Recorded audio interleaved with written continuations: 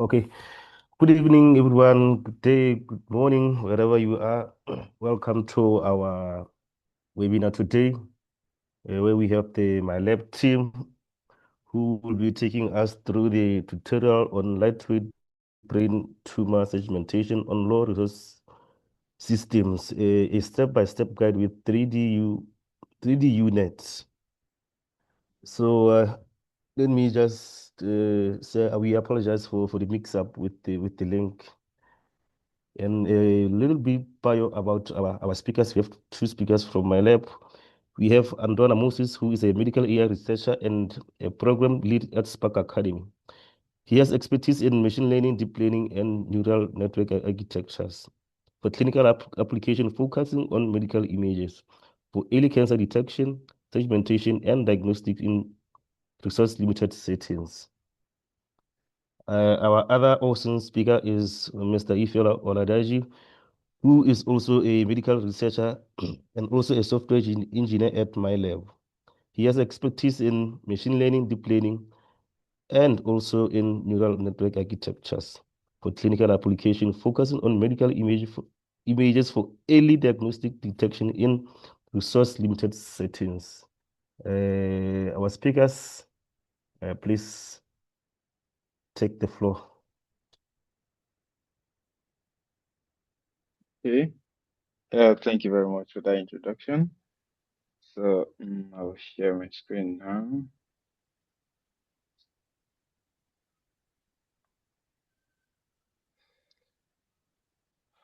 Okay, everyone.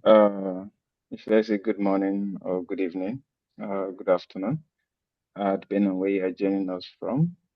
Firstly, let me apologize for the whole link situation. So, my name is Onda Moses, and then I'll be taking this session with Ifeoluwa Oladeji. Maybe today you'll be hearing most of my voice, and then in the next webinar you'll be hearing more of Ifeoluwa voice for the remaining of the session.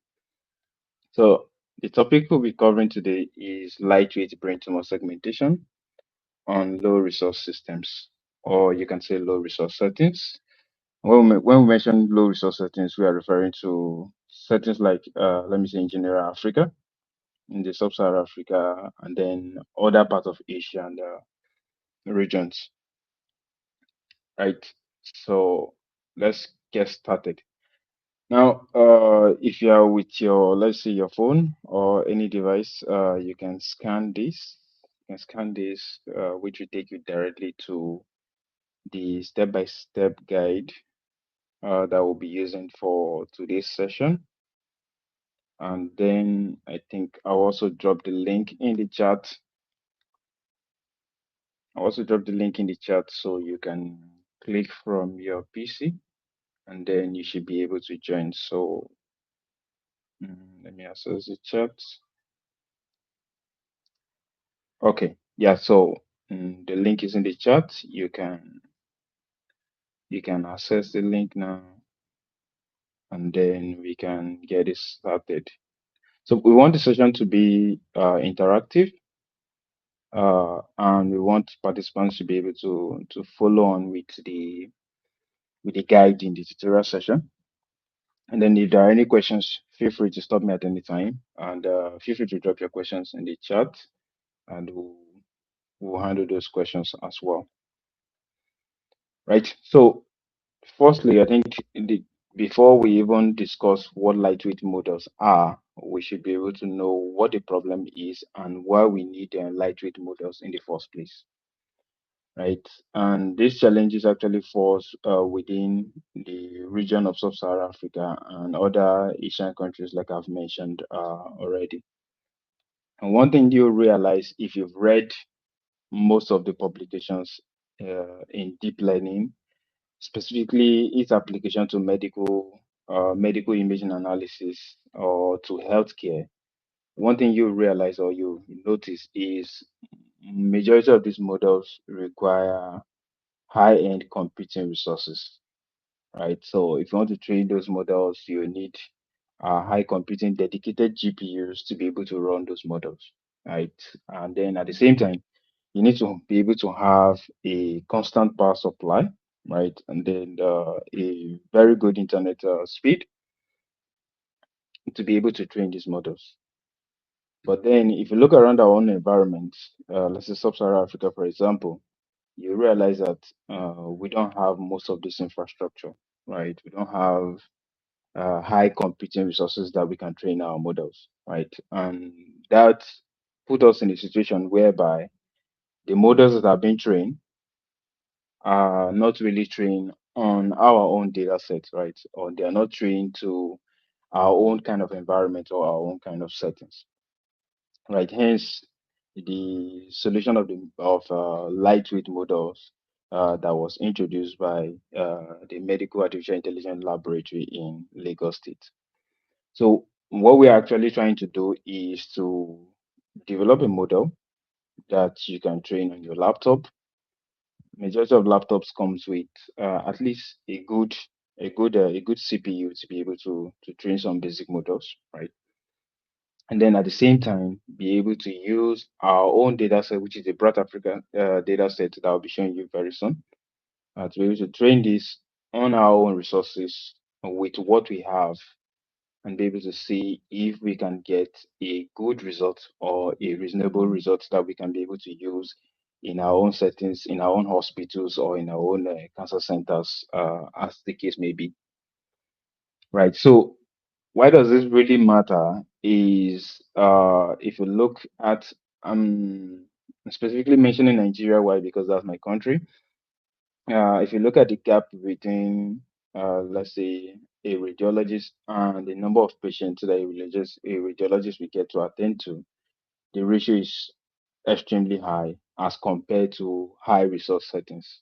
In high resource settings, where most times you see a 1 to 200 or a 1 to 500 patient to radiologist ratio, in Nigeria here, it's about 1 to about 5,000, right? That's extremely large. That means we have a limited number of radiologists to be able to perform some of this segmentation or manual segmentation in our own centers, right? That means we need to have our own models that will be able to carry out these tasks and relieve our radiologists or give them more time to be able to look at some of the more critical cases, right? And then one other major thing is about 78% of the MRI machines that you may find within the African settings are actually low field, right? And if they are low field, that simply means we need to have a solution that is peculiar to our own kind of settings. Now, forgive me that I use Nigeria as an example here because that's my country, but the same case, you always find the same case in every other African country, right? Now, when we say we want to perform automatic tumor segmentation, what are we really looking at, or what are we trying to accomplish? What we're trying to accomplish here is straightforward. When you get a scan, let's say an MRI scan, for example, as you can see from the visual here, there are different sub-regions that this tumor may exist, which the BRAT has given it, let's say, a unique name that you should be able to use to identify. So you have the tumor core, which you can see here in red, the tumor core.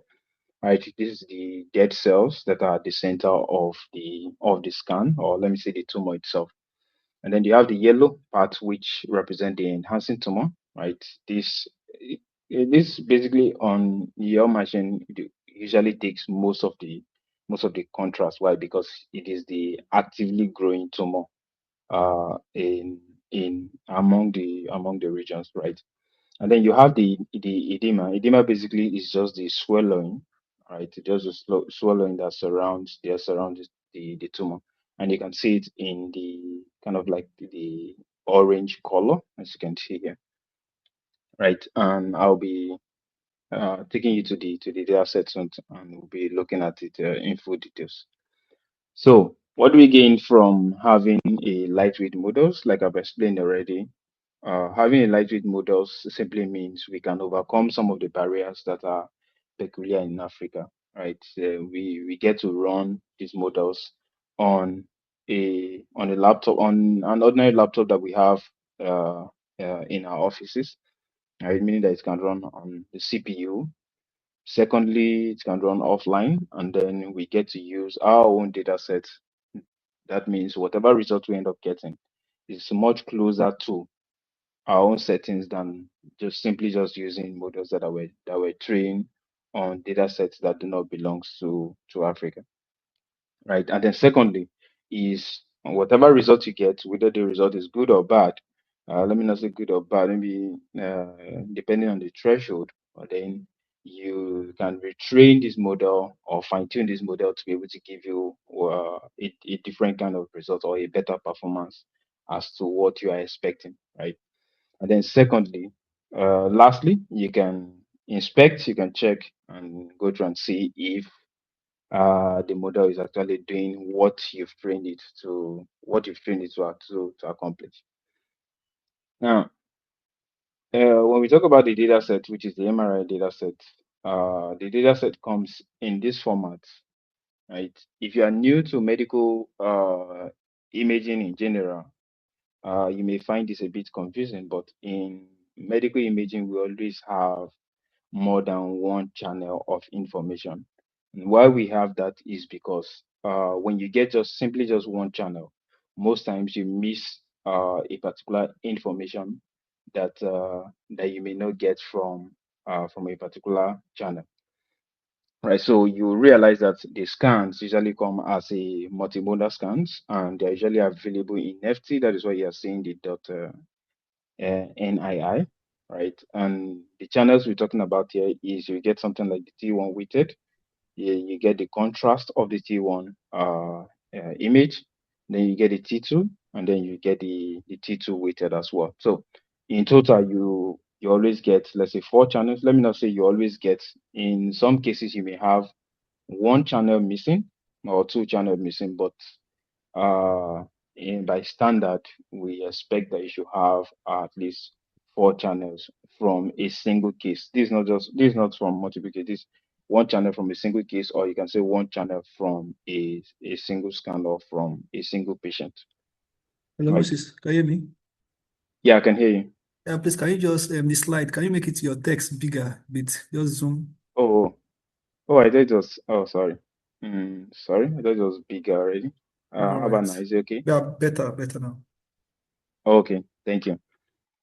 Yeah, so you always get four channels, like I've said already, and each channel gives you an information that the other channel won't give you. And what we're going to do here is we are going to combine these channels to be able to have that rich information that from both channels and be able to use to train our model. Right. Now, when you look at the data set, I want you to look at the naming here where you have the BraTS-Africa. Right now, one case, this is from a single patient. This is from a single patient, as you can see the naming here. In a single patient, you get the four channels, or you can say four modalities, as we call it in hospitals or in medical settings, right? You get the four modalities, which is the T1 and then the T1 contrast, the T2, and then the T2 weighted as well.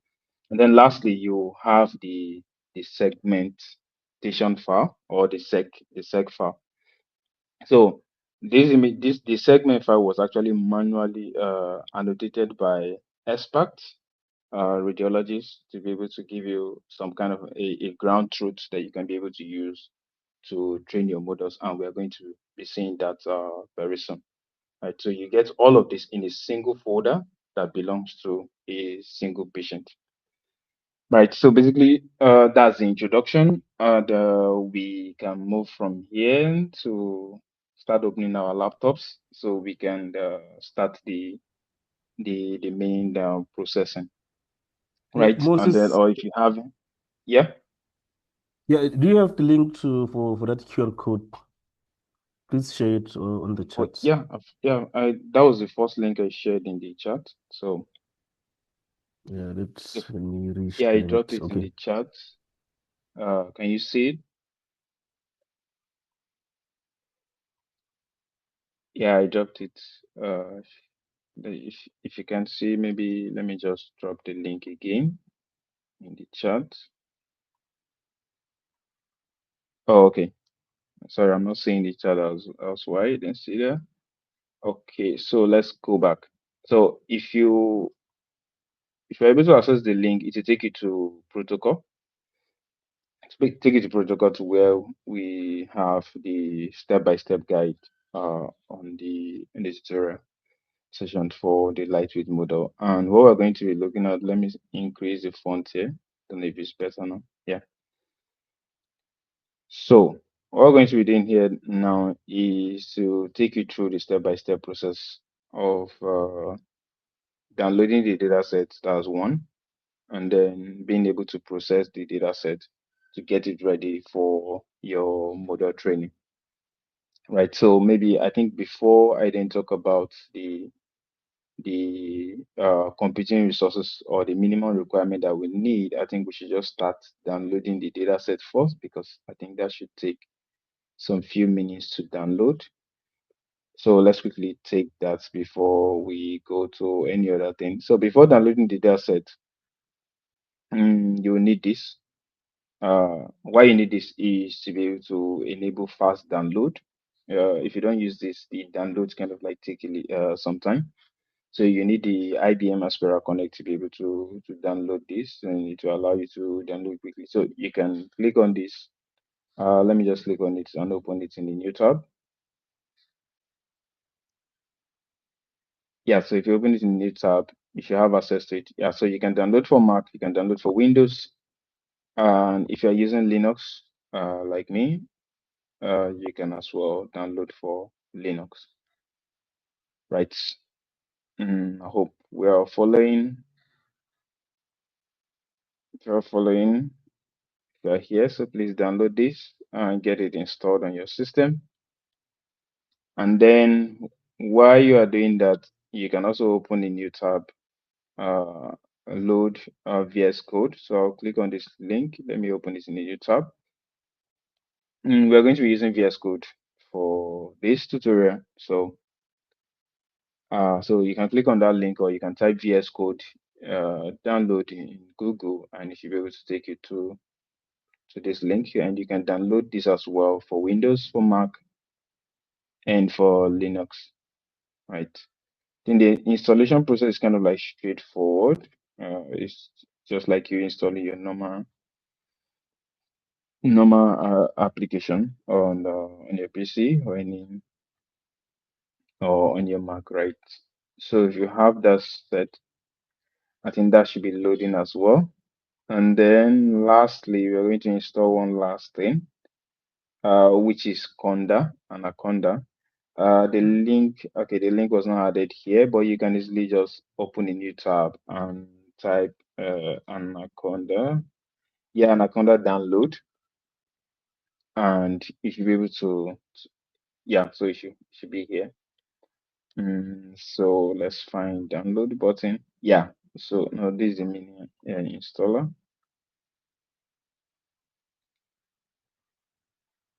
Okay, so there is download here. Right, so I think now it actually asks you to register, or you can skip registration. Yeah, you can skip registration, and you should be able to access. It automatically, I think it automatically select your kind of operating system. As you can see, it has automatically selected Linux for me. But if you're using Windows, all you need to do is just to select Windows, and you can download the installer. You can see, I think, 64-bit graphic installer.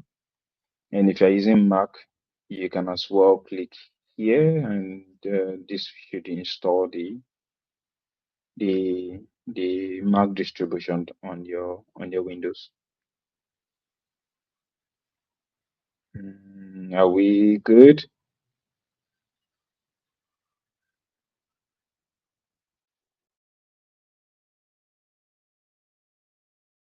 Are we good? So you guys should recall that we want this session to be interactive. So Or if you're lower, can you check if they have access to participants have access to speak?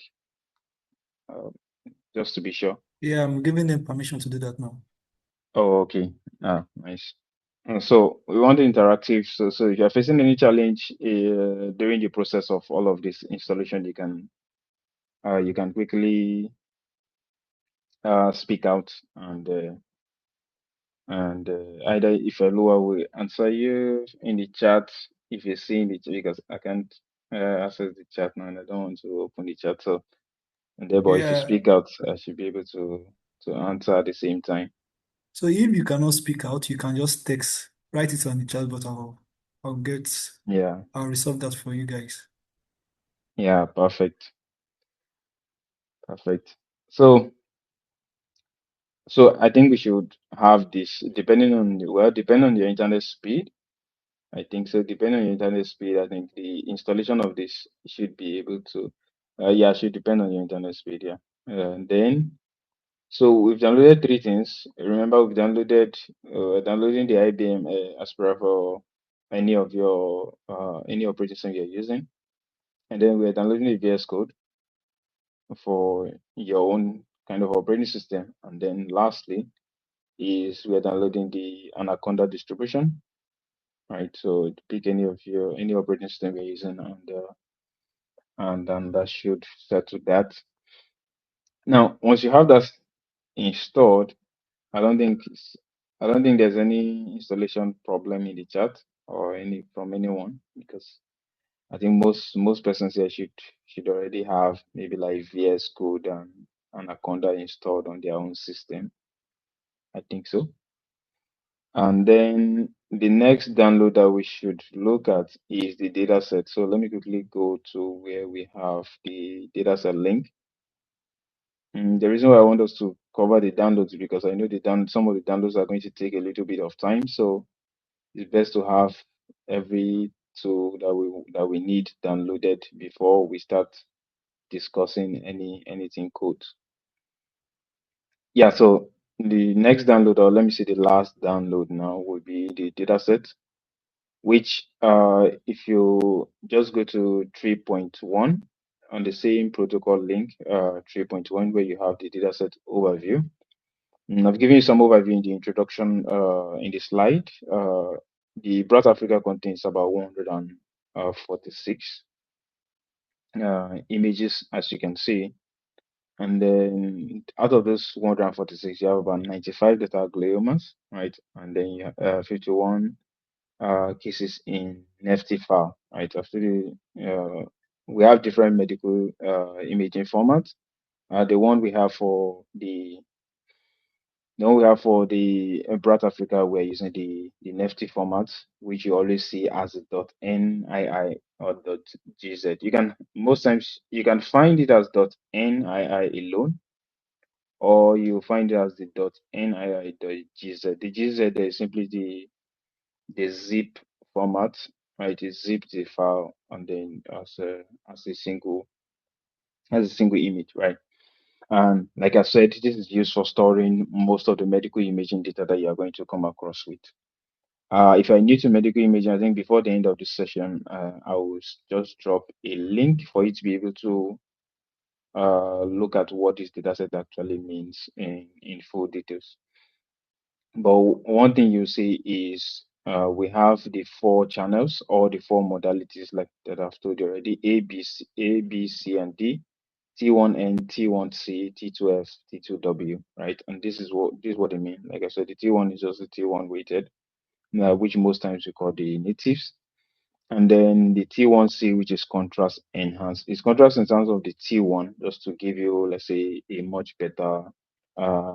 much better image, be able to see more features. And you can see them here. Let me see if I can zoom in. Yeah, I can zoom in. And you can see them here. And then you have the T2. You notice they're kind of like a bit different from each other, and as you can see, and then you have the T1C, right? And then, like I said, the tumor, we have about three subgroups: the tumor core itself, then the enhancing tumor, and then the edema, which is the swallowing. around or that surrounds the tumor itself.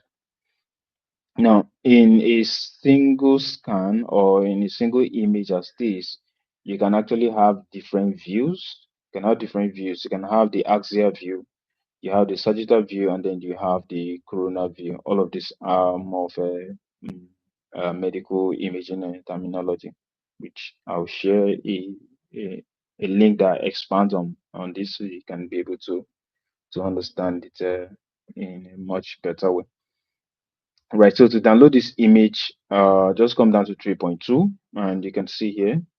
So you go to this website, if you go to this link, let me open it in a new tab. I think I can close the VS Code and the Conda now. And then, yeah, so you're here.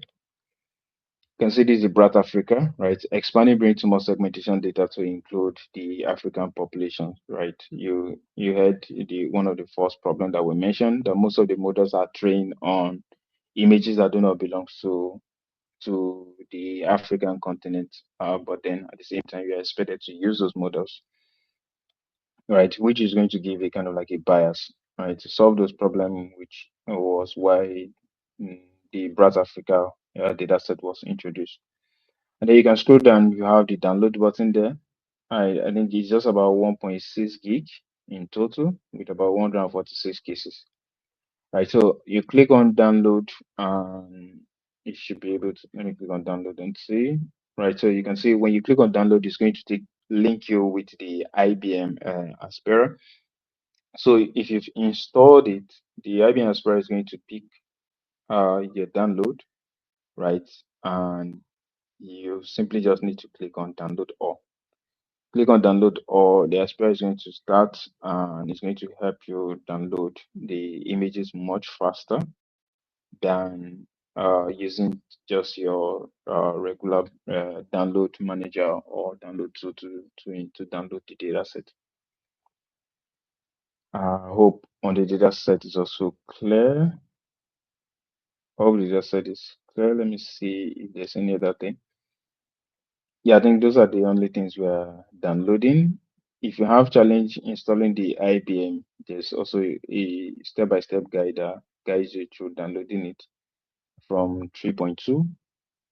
And you can see the step-by-step guide on installing the IBM Aspera on your system. Right? I hope that is clear. If that's clear, then let me see. Let me go back here. Any message in the chat or any problem we need to look at, any challenge? Not now, but I think for you, the first slide, they're asking for the link for the slide, your presentation slide. Yeah, this. Oh, okay. Yeah, I think the slide just has introduction, right? So we'll share the slide. I think immediately after the session. The main link that you should be concerned about right now should be the protocol link that we're using, which I've shared in the chat, because that's what contains the what we need. Okay, so since there's no challenge, then let's look at some of the basic hardware requirement that we may need for this. I think Sorry, what we discovered is, someone is raising his hands. oh, okay, yeah, go ahead. Good evening. I want to ask, I just installed the IBM, so I don't need any other thing to do. Like I've installed the IBM, sorry, and I'm already installing the Anaconda doesn't download. But you said that the IBM needs download faster, so I don't know if that's supposed to do with the IBM. I'm trying to Sorry, also download the data set.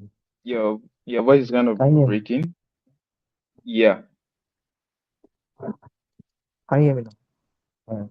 yes, I can So hear you. Go what ahead. I'm saying is I've installed the IBM. I've installed the Okay. IBM as far on my desktop just now, and I'm just downloading the dataset, and Anaconda is still downloading.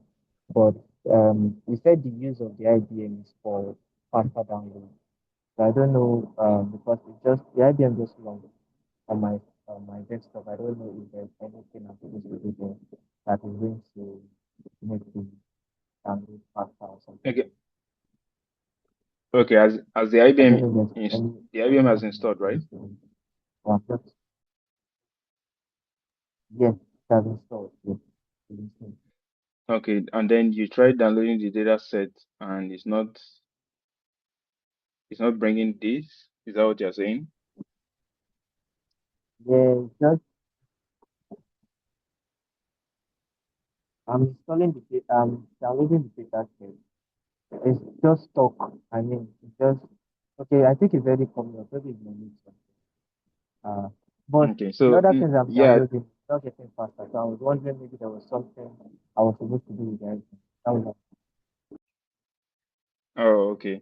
No. So like I said, I think depending on your internet speed, it's going to take let's say some time to be able to complete the download. And then I think since you are kind of like downloading multiple things at the same time as well, I think to share your internet bandwidth, and that will make it, let's say, a bit slow. But I think one thing is, I think if you're able to follow and kind of like understand what we are doing, because I think we can't really wait for everyone to complete downloading. All right. I think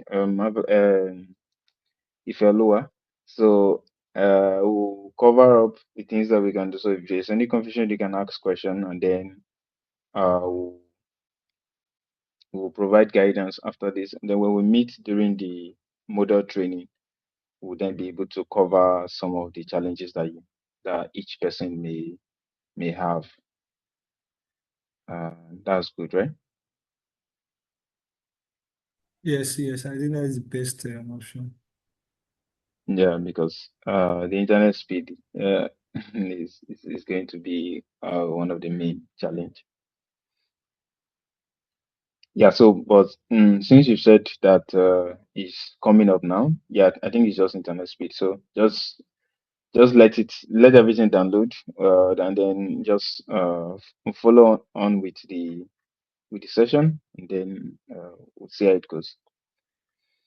Yeah, so minimal computing resources that we may need is yes, we said we are going to use our normal laptop, our CPU, the normal laptop with just CPU to train this model, which is fine. But then at the same time, not every CPU will be able to take the training, right? So we have some minimal requirements that will actually work best. So as you can see, we have it here. The processor core should be at least Core i5 minimum and more. Yeah, Core i5 and above should work fine, right? And you can see from here, it's a system specification that was used for the tutorial was actually Core i5, right? And then Python version, anything from 3.12. So mentioning Python version now, I think that's another thing that we should have also look at. Yeah, is to install Python on your system. But same with is just to type Python download on your PC on Google, and then it should take you to this, and you should be able to download Python, right? So let's go back there, and then the RAM size, the minimum should be 4 gig. But I think we'll recommend you have at least 8 gig of RAM to be able to run this, and that will be better, right? So it's on Chrome. And then for storage, you can see the data set alone takes about 1.6 gig. If you have 5 gig and above from on your system, I think that should work fine. That should work fine. And then if you have anything 12 gig of free space, then that will be a perfect match for this, right? So, and you can download this as a CSV to compare later on, right?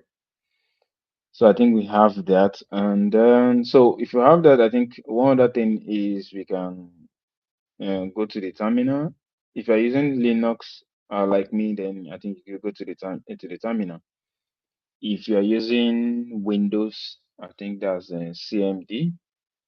And then if you're using Mac, that's the terminal. So you can check if everything has properly installed Python or Conda. So the way you check that is by typing Conda hyphen version, right? So Conda hyphen version, and you can see it tells me here that you have Conda 25.11.1. So if you're yet to have this on your system, then it simply means that Conda is yet to install properly on your system. And at the same time, if you check I think Python version, then you can see for now I have Python 3.13.9 installed on the system.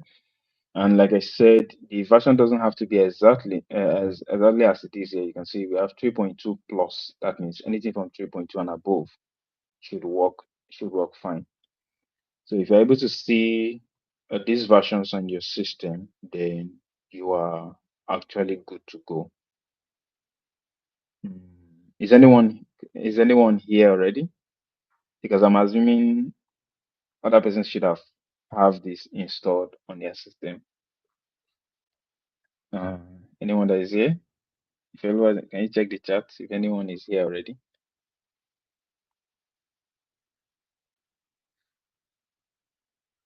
No, I think most of them are just checking up with the downloading. And also they Okay, are the also, downloading. yeah, they're also asking for the link. But hopefully The link to they have dropped that for the protocol.io tutorial. okay, yeah, I Some think people just joined. yeah, we shared that in the chat. Okay, some people don't. Yes, Okay, they just joined. Oh, yes, okay, yes. okay, I've yeah, dropped yeah, that now. okay, yeah. So maybe just 3 seconds, and then we'll move to the next phase. Well, would have really loved that we'll have at least maybe even if there's two persons here already. That have actually been nice.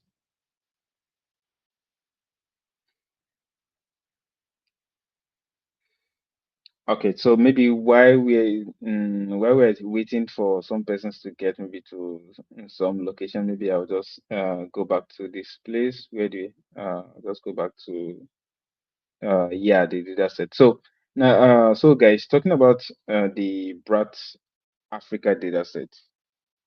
The BraTS-Africa data set is actually one of the tasks within the Brat Lighthouse Challenge. So I don't know if maybe let me just type that here. The Brat, I think it's the Brat Lighthouse Challenge at Mikai. So you must have heard of, or even if you've not heard of it, then no worries. Let me open it in a new tab. So, like I said, it's part of the task within the Brat Lighthouse Challenge at the Mikai. And Mikai as well. Let me write that. So I'm just doing some of this just to take, just to allow you guys to be able to, allow you guys time to be able to get some downloads ready and set. Yeah, so yeah, you're saying Mikai 2026, but that's for the 2026 conference. This will be taking place in France, right? So, so what is the BRAT challenge? The BRAT challenge is where you get the opportunity to submit your models. That means model that you've trained on the BRAT dataset. And in this instance, we are referring to the BRAT-Africa dataset, right?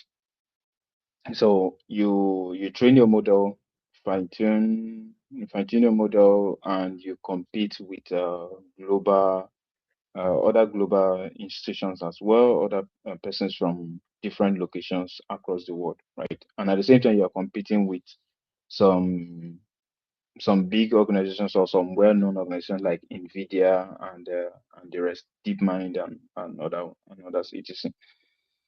right?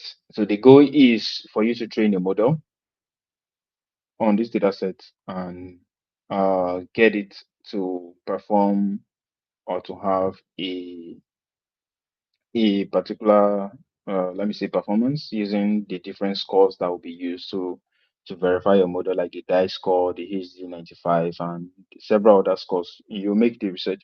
So I'll drop the link so you can check and then see how it goes. You can see you have it here as tax 5, brain glioma in the underserved sub-Saharan Africa patient population, right? So that's the BraTS-Africa. And when your model falls within the top 3 performing models, you are able to get uh, some prizes, some cash prizes as well. That's if your model falls within the first, second, and third position, right? If your model, I think if your model falls within the top 10 performing models, your paper gets to be accepted and I think published, if I'm not mistaken. Right. So the goal of the tutorial as well is to be able to give you a guide to, or a kind of like a perspective to be able to have in mind to be able to participate in the upcoming challenge that will be used, or in the upcoming Africa challenge. So as you're taking the tutorial, have it in mind that from the knowledge that you gain here, you should be able to expand on that knowledge to be able to build a model that will compete and come in at least the top 3 performing in the next challenge that will be coming up. Right. We've had several participants from Spark Academy that have actually performed well. I think in the last year we came about in the first second positions. So we'll hope to see some of the persons that's attending this webinar, uh, their models to be able to rank among those top performing models. Shalua, I think we are good on that, right? Or we care to add something before we continue? Yeah, and this is also we have a lot of challenges that you guys too can't. This is just to prepare you guys on what to do. You have other challenges, not only Mikai, you have others that you can also work on. And if you're also looking for how I say to get familiar with all these kind of challenges, you can also check Kaggle. You can see some competitions going on there. It's not a must to win, but you just have to just try. You don't know when you will do or get one project done that it might be the win for you. So that is it. And moreover, again, this BRAT also helps in getting some, for the example, the conference coming up for Mikai, you'll be able to also get a travel grant if your model does well. Yeah, perfect. So I think that have taken some time, all right, to get. So is there anyone here, or if there's no one here, we'll just continue. I think we can continue, but Anything you tell? nobody, because I say Okay. because Let's. please, if you are done with the download, just signify thumbs up. Yeah, Even if yeah, it's just one, yeah, even if it's VS Code or Conda, all right. Python downloaded, good. yeah. One person said Python Okay, downloaded. perfect.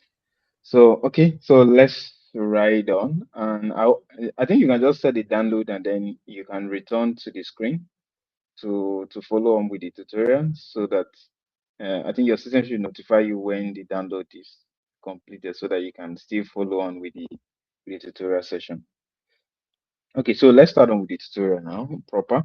So the first thing you need to do is to create a new project folder, right? So one thing I'll advise you is to always create a new project folder when you're working on a different project. So don't put 2 projects in the same folder. That will not be good. So we create a new project folder, and then we are going to open that folder in VS Code, right? So I think if you download your dataset will go to the it will go to your download folder. Yeah, I think in all system, unless maybe you set your system to be able to download in a specific folder, but if not, I think by default it goes to the download folder. So one thing I would advise is once your data set go to the download folder, I think you can cut it or move it to a new folder that you've created. You can say I've created a folder here called Brain. And if you open this folder, you can see I have the data set here, the 95 glioma, and then you have other 55 cases, which all of this, once you download the data set, you're going to see all of this. So I have this in the new folder, as you can see, which is called the brain, right? So if that's good, then what we're going to do once you create the folder, creating folder should not be new, but right click new folder, and then you can rename, then you move your data set to that folder. So if you're using Linux like me, you can right click on that folder and then select open in terminal. Yeah, and then it should open, it should be in the terminal as this, right? So what I can do with this, I can say code, then that is, it should open this in VS Code in the current directory, right? And then I'll hit open, and then it should open to this, right? But there's another way. If you're not going that way, then I think you can simply just open VS Code. Open VS Code from your system. Okay, let me close this. Open VS Code from your system. Okay, I have it here. Just open VS Code. Navigate to where where VS Code is. Select file. Okay, so select file. Then let me just open new window so that it looks as if you're just opening VS Code for the first time. Yeah, so you can go directly from here, or since you've created a folder already, you can click here to open a folder. Remember, you've created a folder on your desktop, click on open folder, and then you can navigate to where the folder is. And I think for my own case, the folder is in desktop. I'll navigate to desktop, and here's the folder, which is the brain, and then I'll select this, and it has opened, which you can see here. Right, so opening your folder in VS Code is quite easy, which you can see here. So let me see if I can increase the size of this. Yeah, I can increase the size. Perfect. Yeah, so now you can see we have everything. We have the 95 glioma cases, and then we have the 55 other cases, as you can see. Now, if you click let me just click on the 95 cases, you can see we have different cases here, and you can see the naming convention. So I want you to just pay attention to the naming convention, which you can see is a BRAT-SSA then let me just call it an ID number, and then trees followed by 3 zeros. As you can see, all the patients have a similar thing. If you scroll down, that is what you are going to get. Then if you click on just one of the cases, you can see you have 5 files, which I've mentioned earlier, that you're always going to get 4 channels of information. The 4 channels, you can call it 4 modalities of, and I prefer to use 4 channels, which you can see, which we've discussed already. And look at the naming convention again. It takes the same name as the folder, right? It takes the same name as the folder, and then it simply just adds hyphen and then the channel name or the modality name, which you can see either hyphen T1C or hyphen T1N, hyphen T2F, hyphen T2W, right? And then followed by the nifty to recognize that it is a nifty file, and then the GZ to tell that this has been zipped or compressed into one file. Right. So the reason why I'm showing you the naming convention is because when you know the naming convention of your data set, you can write a code you can write a basic Python script that will look through your folder and be able to select some files from the from the given folder structure, right? And it's the same thing. If we click on the second one, you can see it's basically the same thing, right? So let's close this. If you come back to the 51 other cases, it's the same thing, same naming convention. And this is a naming convention you're actually going to find within the BRAT competition or the BRAT challenge as a whole, right? So we've created folder, which that is done. That's, remember, we are on 2.1. Step 1, created the folder, open the folder in VS Code, which you've seen already, right? And then the next thing here is for us to create a new Python notebook. And let's scroll down to this, and you can see this is a folder structure that was given. This is a folder structure name. Well, depending on what you name your folder structure, you can name it as BT underscore segmentation. We want, right? And then inside of the folder, remember here we don't have the data set, but you have the data set in yours. So the next thing is then to create these two files. So one of these files is going to be the pre-processing file, and then the other file is going to be the segmentation file. So in today's session, we're simply just going to cover the pre-processing just to get the data set ready for model training. And then in the next session, we'll then cover the segmentation aspect of so maybe what I'm going to do is I'm not going to type. I'm just simply just copy this, go back to VS Code, and let me see, I think I have two open, so let me close this one. So go back to VS Code. Now there are two ways you can create a new file here. I think you can just click outside. Let me escape. You can right click outside and then select new file.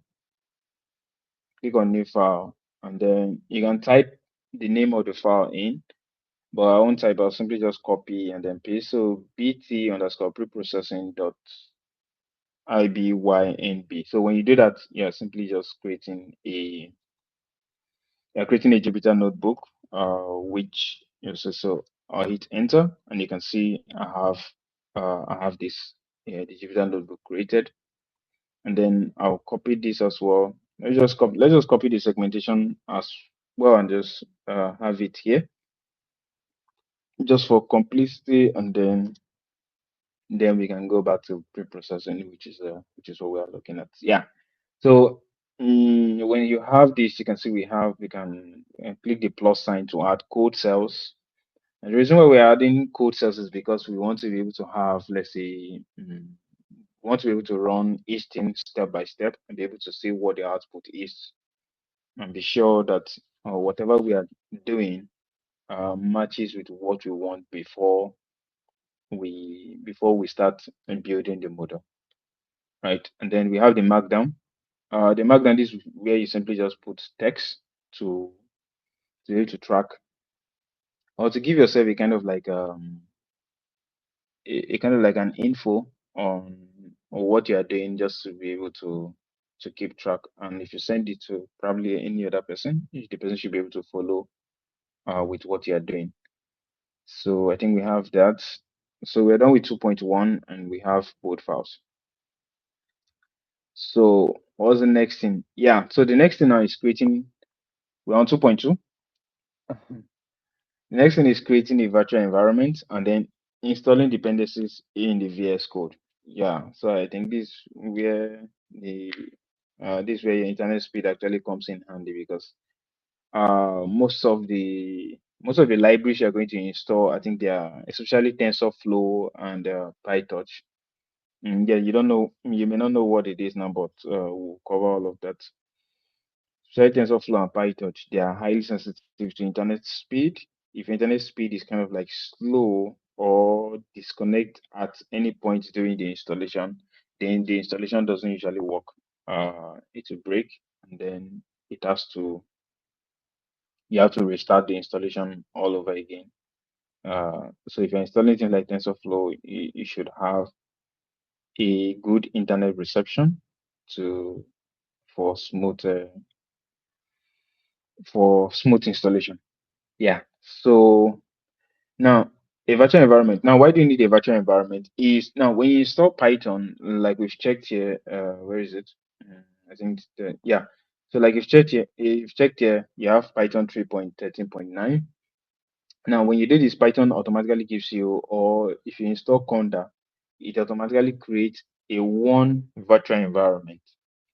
So every single project runs on that virtual environment, right? And this project, if you're running, let's say you're working on a project that requires, and you're using, let's say, TensorFlow, for example, TensorFlow. I'll share some of the links later. You're using TensorFlow, for example, and the next project you're working on, you're then using PyTorch, or let's say another type of library. Sometimes these libraries conflict with each other, right? Or the library, or in one project you're using Python 3.12, but in another project you want to use Python 3.14, right? Just giving an instance.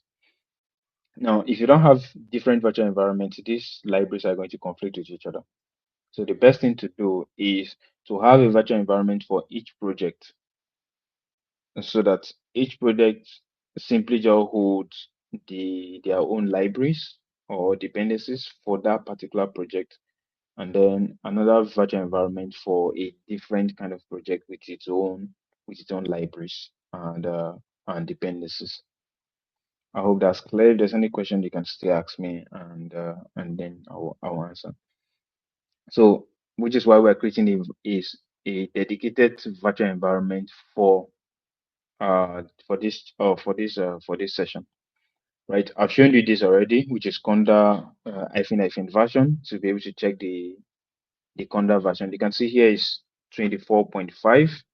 Mine is the 25.11, but like I said, that's not a problem. Anything from 24.5 and above, you should be able to work to use this.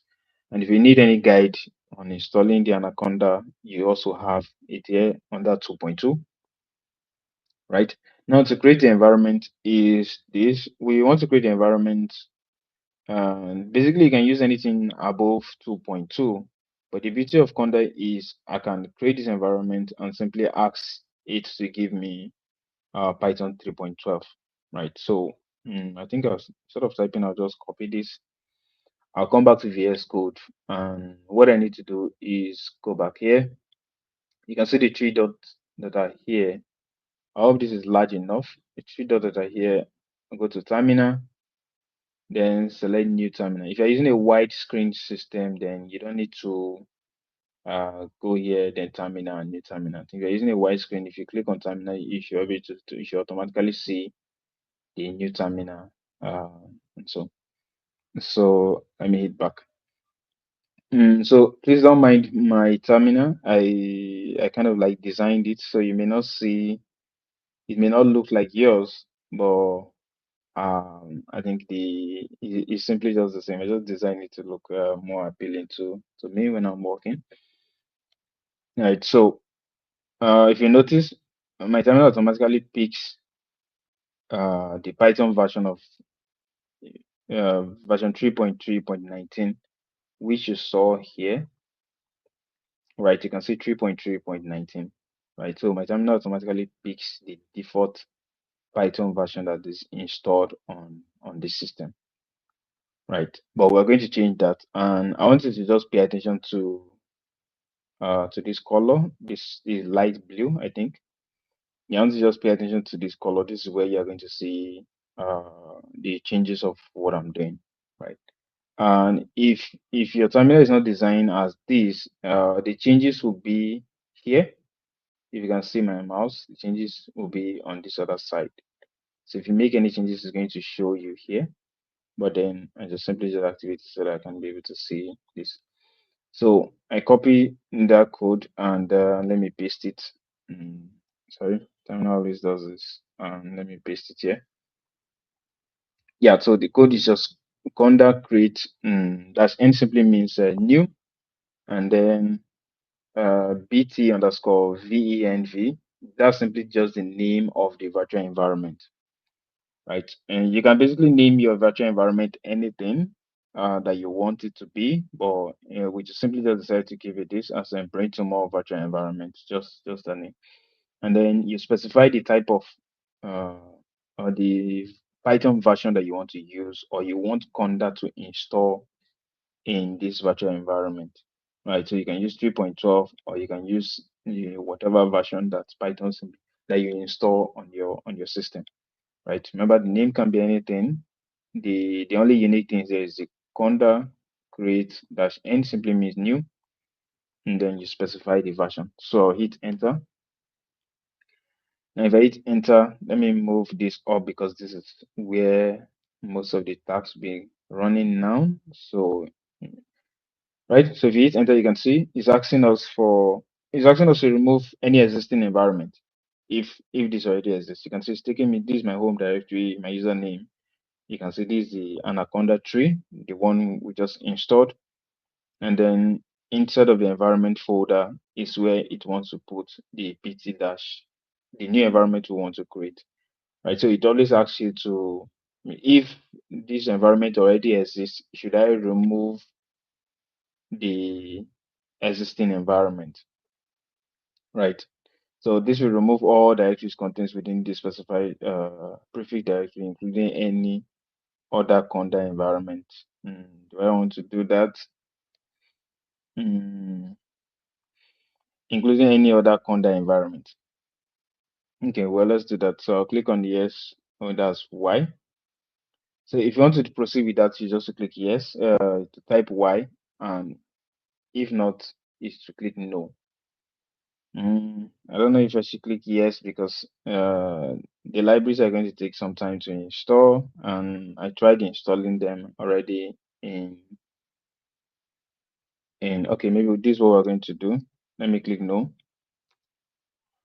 Let me click no, and then let's do this. I'll simply just change the name of the environment. So let me call it VENV. Yeah, so like I said, you can name it anything. So I'll just call it VENV, and then I'll hit enter again. Yeah, so this is loading.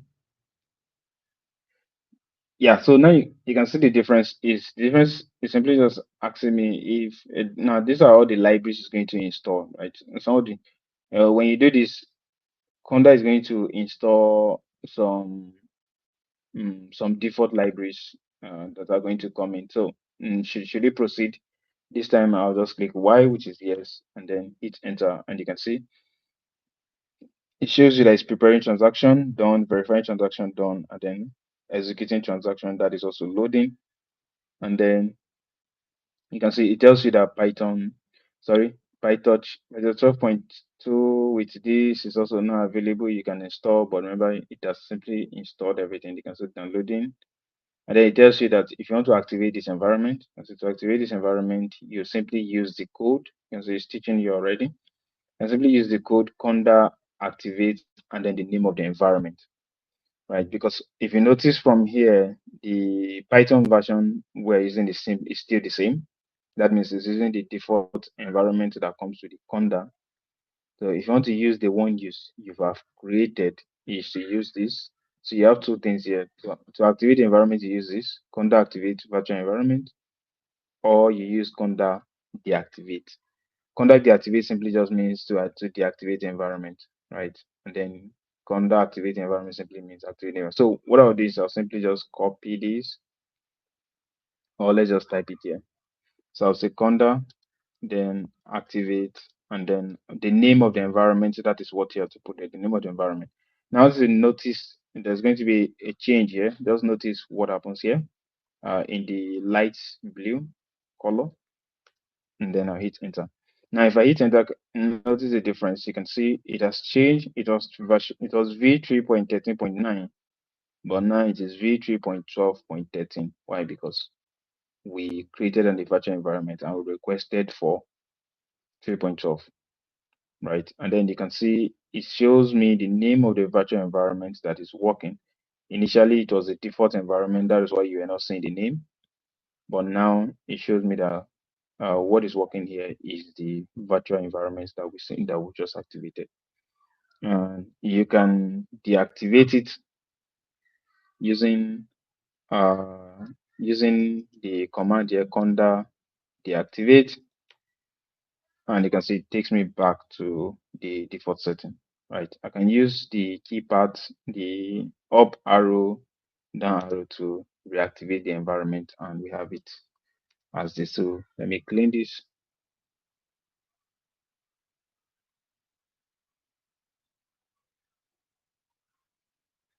Yeah, so we have the virtual environment activated, and let's go back. Yeah, so you can see you can activate your conda environment by using this. Right, conda activate, or you can deactivate just to go back to the default settings. Right now, if you lower any good news in the chat?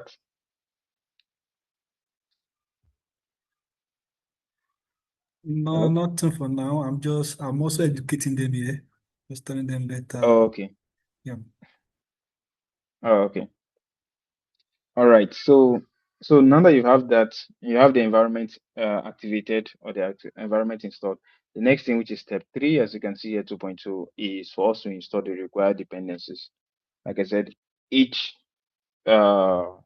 project requires a particular libraries or modules, if you've called in Python. I think you must have heard of matplotlib, that is used for visualization, pandas for loading your data, scikit-learn for loading machine learning, globe for going through your data, for going through your folder structure.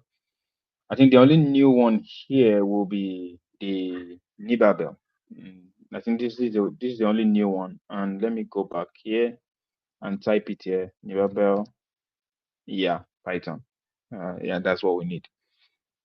Yeah, so is also a library, but this library is built for. You can also see you can already see the logo is the image, the brain scan, right? So it's used for, you can see, a simple efficient Python package for pre-processing neuroimaging data. Neuroimaging data, that's the medical data we're talking about, right?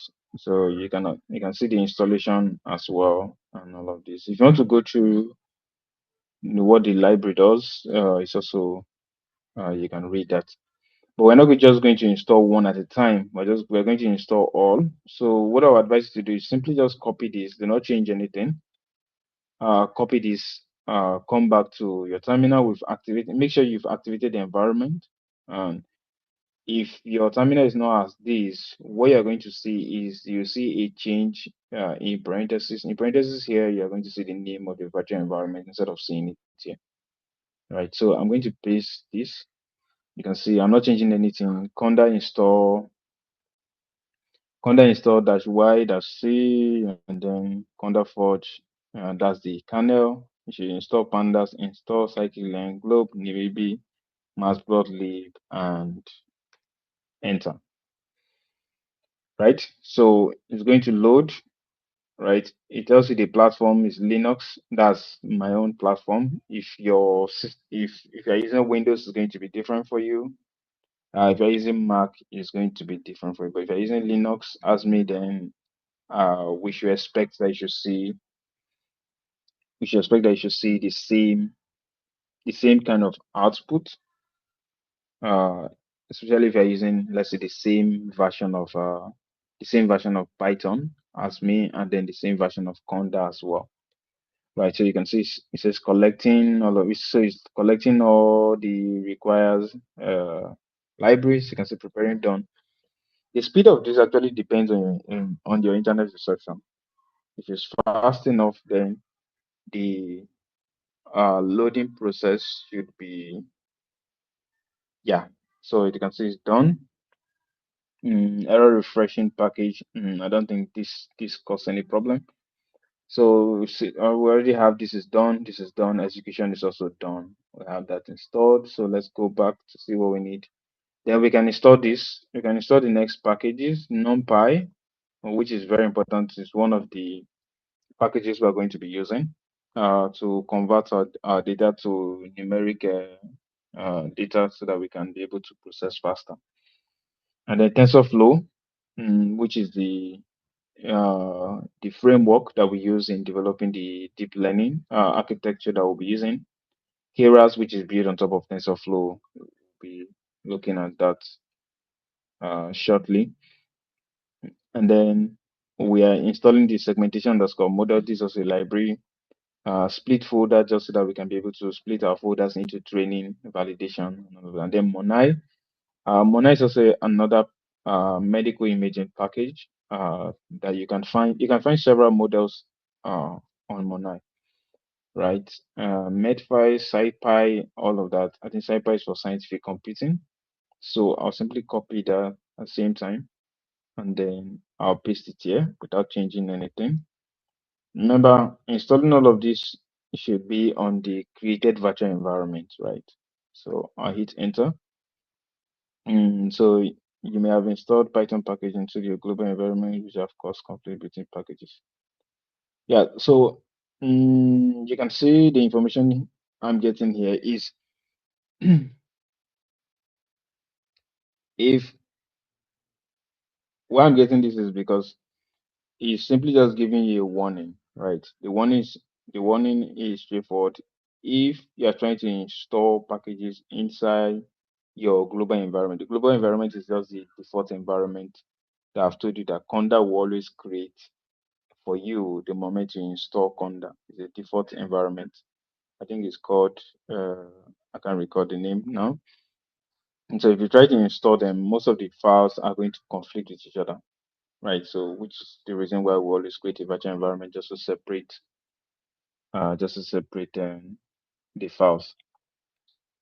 And you can see this installing. You can see that's collected. Sometimes even if you try installing just maybe, if you can see, I think we're only trying to install how many packages here? 1, 2, 3, 4, 5, 6, 7. You can see we're only trying to install 7 packages, but you notice those 7 packages have loaded more than, I can't count this, I think more than 15 packages here.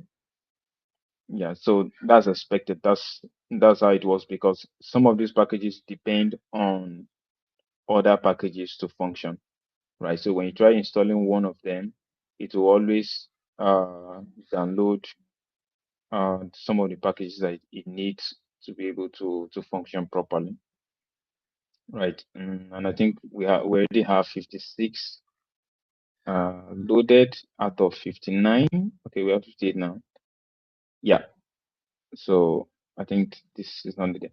Yeah, so you can see everything has successfully installed. And like I said, the installation speed will depend on your internet. The reason why this is fast is because uh, my internet speed is kind of fast today.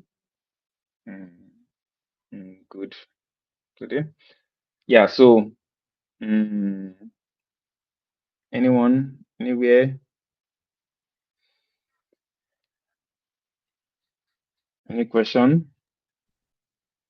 Any question? Because I think we just finished one section already. Please, any Any question? question? Please, if you have any question, you can unmute yourself and ask.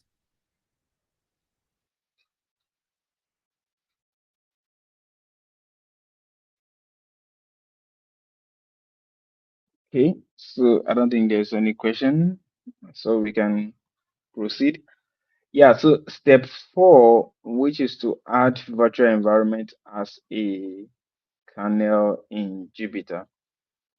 So to be able to use a virtual environment, you need to add this, right? So, but one thing I've realized is I think Jupyter Notebook have actually rectified this issue.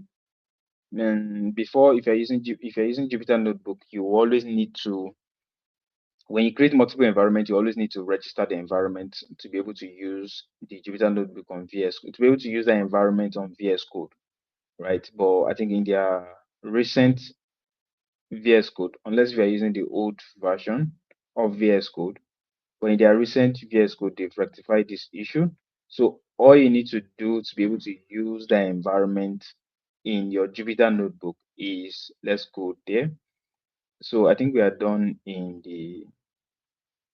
we are done in the terminal. So let's go here. Yeah, so what they've introduced in the recent update, oh, it's still asking me to update. I just updated this yesterday. Okay, I think I'll ignore that. So what you have in the recent, okay, maybe close to the recent update is you always see this select kernel. So if you click on select kernel, it's going to ask you which Python environment do you want to use. So select Python environment, and when you click on Python environment, it's going to bring out all the environment that are available in the Conda environment for you to use. So you can see you have the base, which is a default uh, environment that Conda will always create. As you can see, which is a Python 3.13.9, which is what I have in my system already. And then you can see you have the BTVE environment. I created this one earlier. You can see it here. And then you can see the one we just created, the VENV Python 12.13. Right. So if you've installed your packages in whatever environment you've created and you've installed your packages on, you simply just click on that environment and then you can use the environment to work in your code. Right. So remember, create your environment in the terminal, install the packages that you need. Then over here, click on select kernel. But if you're using, and I don't think you should be using the old VS Code, if you download the current VS Code, so you all you need to just skip the register environment part because you already have this resolved. Click on select kernel and then select the Python environment you're working in. So I already have this set up already. So I think so let's select the V. The one we created is the VENV in here. So I'll just select the VENV environment, which is so I'll just click on save. You can see the data sign. So you can see this have changed to the VEN environments that I've created here, and we install the packages, and you can see the Python version as well added to it. Right? So I can all you need to do is just to click on the plus, the code plus, and then we're ready to start typing, or we're ready to start writing codes now. Right? So if there's any question regarding this, adding the environment there, please let me know. Yeah, so maybe while you're asking your question, section 3, which involved downloading the data set, we've covered that already. I'm hoping some few persons should have the data set already on their system. And we've covered the IBM download already. We've covered the folder structure, right? So data collection and pre-processing. Yeah. So any question before we start loading the data set? Any question before we start loading the data set? Hello guys, any question? Please, if you have data set now, you can signify. Like just thumbs up. Yeah. I think if you have the data set, you can also signify. Yeah, that's good, right? But if you still have challenges, you can signify too. Yeah, that also. Okay, so maybe since that's taking time, I think so. But if you are still following, yeah, I think that should be part of the question as well. If you are still following, please drop a thumbs up. Let me go back here. If you're still following, drop a thumbs up. So we know. Oh, okay, perfect. I think we are still following. All right. So the next thing is like I've explained already, the NumPy is a special library that is used for numeric computing, and I think you should also learn or go through some of the documentation to be able to have, let's say, a very good. So if you go to documentation, the NumPy, you should be able to see, right, is a fundamental package for scientific computing in Python, right? So and then it provides you a multidimensional array object to be able to use and process all kinds of things. So oftentimes, I think in most deep learning training pipeline, you realize that most persons will usually convert their data to NumPy, even if they are working with, let's say, TensorFlow.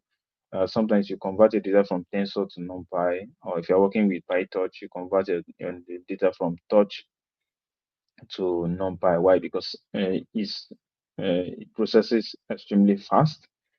I think both on CPU and GPU, which is a very good thing to read. You can go through the documentation. There's a user guide for it to be able to have a really good understanding of what it does. And then the Niba Bell, which I've explained already, and I've showed you a link here. You can still go through it and see and to just read some few user documentation or some few tutorials, just to be able to see how it is used. I think if you go through some of them, you should be able to see some some few examples that you can connect with. So we import those two libraries in NumPy and the Nibabel, right? And then the next thing is simply to define the paths to where we have the data set, right? You can see we have train data set and then the path to where the data set is, right? The next thing we are loading this channel from a single case. Now, what I mean by a single case, if we come back here, we open this, we are taking, let me zoom this out. We're taking just one particular case here, and we're loading all five channels, right? All five channels, as I've explained. All four channels and one segmentation max. Sorry, all four channels and one segmentation max. So to load them is using the Nibabel. You can read the documentation. We load it as this, and you can see nib.load, and then we pass in the directory, or we select a particular case that we want to grab, right? And then when it loads, one thing about Nibaba is when you simply just load the data, when you load the data, it simply just loads the data. It just reads the data without giving you access to the actual data itself. The actual data, I mean the where you have the images or where you have the tumor on the data itself. For you to get the data, you need to use this dot f data. That means if you get the data, and then it will extract the data from the from the nib module. Now, what do I mean by getting the data is those scans you are seeing there. There are other information that will be added to the nft file, like the orientation of the images will be added in the nft file. So if you're new to medical imaging, maybe this will be a bit confusing, but just have an idea that just like the way if you download any image from, let's say, Google, you realize that the image has a name, right? It has a name. It has, let's say, a time and date the image was acquired or the image was downloaded, right? And then it tells you the size and all of those information. Is basically this a similar case here. Your NFT file will contain the like headers. Those headers will be possibly information regarding the scan acquisition, how the scan was gotten, the orientation of those images, and several other things that are important or that are needed in the image. So I've explained this. So instead of typing it, I think I'll just copy it. Go back here. I've clicked on plus to add the cell, and then I'll paste this. So let me zoom. Let me take this. Yeah. So if you notice, you can see this is the train dataset part. So what I'll do is, for you to get this part is quite easy. Just come to where you have your 95 glioma. If you want to use a 95 glioma, that's what you use. Or you want to use the other 55 other cases, that's what you can do. So all you need to do is just right click on it and then come to copy part. I'll copy part, and then I will change this. I'll take out this, and then I'll paste my part there. So you can see my part is home. My name is in the desktop. As you can see, it was in desktop in the Legacy Brain, and then the name of the folder, which you can see, right? And then if you look at this, we take the name of the directory, which is this part here. Take this part, right? Plus we select a particular case, which is the SSA008, right? This one, this case here, 8. And then you can see we take each channel, the T1 and the T1C, T12, T2W, right? And then we load the segmentation, which is the last part. Right, so we get 4 of the channels and then 1 segmentation. I hope that's clear enough. So let me close this back. Then we have this. So all you need is just to click on plus, or you can use the shortcut Shift Enter. Shift Enter is going to run, and then you can see the check mark there. Check this loaded in 0.9 seconds, and you can see it's loaded. Right now, once you load this, okay. So going back here, let's do this. So you notice we loaded the data immediately, and then we went straight away to scaling the data, right? We went straight to scaling the data, converting it from 0 to 1, and this. So I was simply just thinking and then doing some processing. Right. If you are new to medical imaging, this is going to be a bit confusing, right? This is going to be a bit confusing because you kind of like have no idea why we are scaling the data, right? You have no idea why we are scaling the data, and you have no idea why we are performing this pre-processing technique or even handling the segmentation marks that we're doing. It's going to be a bit confusing to you, right? I'm doing this. So what I've done is to get, let's say, a very short notebook from this. So let's do this. Let me share the link as well. So I'll drop the link in the chat, and then we'll take. So let me give access to anyone. Yeah, let it be as viewers so that you can.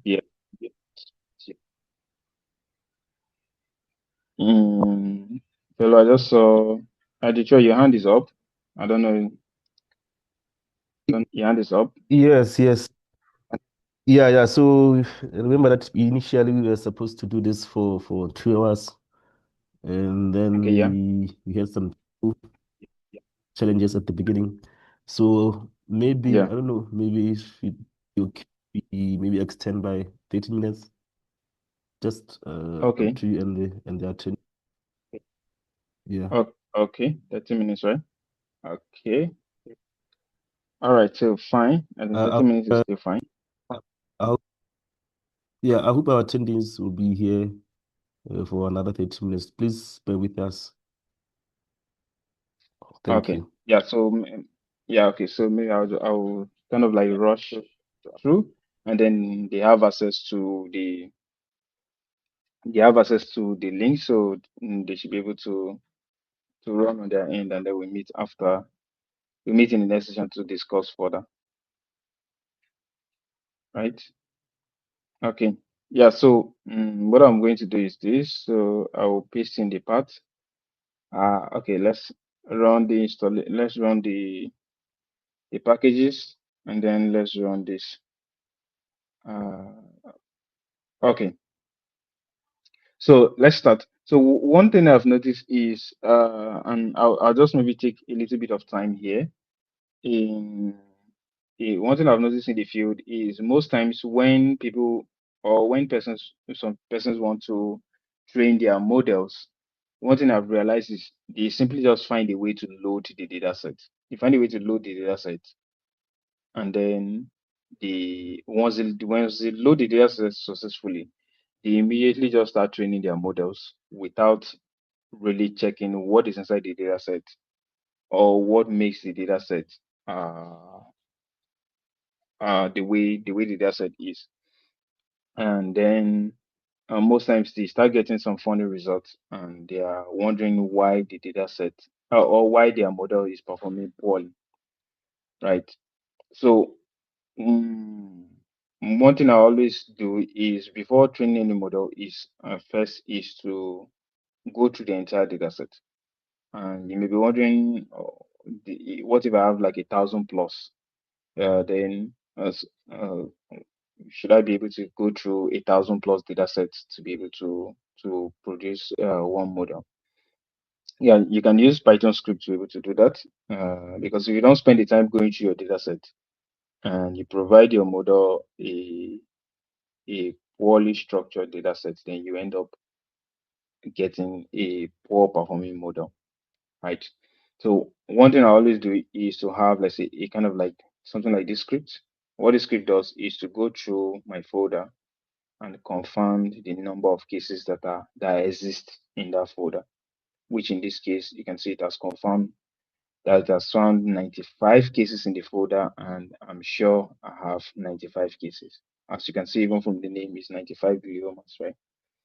I can just simply print some basic ones or some few examples just to be able to see that that I have the right folder structure for each case, right? And the next thing is I can have a basic function. This kind of like basic Python. We're using the globe we part of the globe folders or structure that we installed. Using the globe just to go through the entire case directory and then find all the files that end with .nin.gz, and then to check if there are anyone that are missing or if there are any cases. So I'll run this again and you can see it runs successfully. Sorry, let me increase the font. Yeah. Now once we have this, I'll always have everything saved as a list. Let's have everything saved as a list so I can index this. I think it is basic Python. You can index a list just to find just to use, maybe just to visualize the first item in the list. So I can index this, and then that means I'm just picking the first case, which is this. If you view this, you can see the first case, which is this. And then sometimes I'll just check the size of each file. As you can see, it's showing me the size of each file, which is the segmentation file. You can see it's the least among the sizes, as you can see from there, right? So I'm just simply going to run through this. Now, this is where it is. Now, when you load this data, uh, that's what I just wanted to show you guys here. When you load this data, I think one of the first things you need to do is to check the shape of that data. And what the shape of the data actually is 240 by 240 by 155, right? What it means is you have the height to be 240, the width to be 240, and then the z-axis, which gives you the depth or the volume, is about 155 slices. So, like I said, if you don't understand medical imaging, I'll share a link immediately after this session, right? And then the voxel size, in this case, which you can see is 1.0, 1.0, that means 1.0 on both axes, the X, the Y, and the Z axis. And then another thing you can check is always working with data, medical data, is to always check the orientation of those images. And the reason why I'm taking time to go through this is so that you can have a strong understanding of what the data set is. So by the time you are competing in the BraTS-Africa challenge, you should be able to know how you can work with your model to match with the data set you are working with and be able to produce a much better result, because the orientation of your images also sometimes they are different, right? Depending on what you're looking at, different. And then the voxel size, good for you here. The voxel size for the BraTS-Africa data set is always the same, right? And the orientation of the images are also always the same. Next thing is for us to look at the data type, which you always know, right? Which is the float 32 data set. The next line of code simply just tells you the geometric of the dataset, how it was acquired, and the actual, because this also kind of like affect your images, especially when you are feeding them to your model, right? There's a short explanation here of what shape represents the volume and what it represents for you to go through. And like I said, when you use the get f data, this gets the actual data, right? Because if you look at the image, like I've said, majority of the data in there are not the actual image, right? They're simply just header informations. See. Next is you can look at the planes, right? And then check the number of slices. Like I said, medical data is not like any other data. It has different slices, right? So, but depending on the number of slices, that will give you a kind of like a much better image, or the slice thickness itself will define the image, and you can see. And each, instead of pixels, in this case, we refer to voxels. So voxels will just give you a single volume inside of a particular image, and you can see the total number, right? So if you try loading all the 5 files, when I say all the 5 files, I'm referring to a single case, the 5 files, the T1C, T2CF, and T2, all of that for a single case, right? Now, this is why I said some participants have no idea of what the dataset actually represents, and then they simply just start building models, right? Which is actually wrong. So if you look at T1, if you look at the shape, the good news is the shapes are actually the same, right? All are 240, 240, 155, 240, 240, 155. And then the voxel size, fine, they're all the same, right? And then the orientation is the data type. But one thing you notice that is not the same, you can see the mean values in those images are not the same. You can see the mean value of T1, and you can see it's minus 290. And the max value of T1 is, what number is that? That's 11,148. All right. And if you go for T1CN, you can see it's different, right? And T2CF, you can see the mean values and the max values are the same. Yeah, segmentation, no difference. It's just 0 to 3, right? Just 0 to 3, and I'll explain what 0 to 3 is. Right now, one thing you should ask yourself is, if the values are different, what does that mean? What it means simply means is, if you load these images to your model, then your model is going to struggle. Your model is going to struggle with, it's going to struggle understanding your images, right? It's going to struggle understanding your images. So one thing you always try to do is, okay, how can I then balance, or how can I normalize those values? Which is why, which is why I said, from, where is it? From 3.4 is, instead of just going directly to scaling, the first thing for us to do is to understand why we even need scaling in the first place, which I've explained here. The mean values of each of these images are different. Now, you may be thinking maybe the T1, or the T1 of all the files will be minus 290, and the maximum will be this. But you'll be mistaken, because the T1 of maybe the next case may actually be different from minus 29.5. So I'm trying to rush through it so that we'll just cover the main things, so that we can then meet in the next thing. Now, the next thing I always check is, do I have any missing files? Right. So you may see 95 here, but then maybe this particular case only have two modalities. Maybe only has T1C and T1N. Maybe there's no T2W. Or this case has T2W, but there is no seg file. So what do? You need to be able to cover for all of that. And most persons don't do that. They simply just go to training without checking if there's a particular file missing in their data set. And then when you start getting funny results, it becomes a challenge, right? So you need to spend a lot of time looking at your data set and what is inside your data set, right? So which is why I always check, is there any file that is missing? And you can see here, it tells me that every case has all the 5 files, right? And You can see this takes simply just a very basic Python script to be able to check that. And it didn't take, you can see this is about 0.0 seconds. That means that happened in milliseconds without any challenge. So once we are sure that our images are intact, there is no missing images, there is no missing modalities, then we are at least sure that to a particular point our images are clean. And this is not always the case. This is not always the case. It's not always complete, right? So there are techniques that you can use to be able to handle some of those challenges, but then that is for another time, right?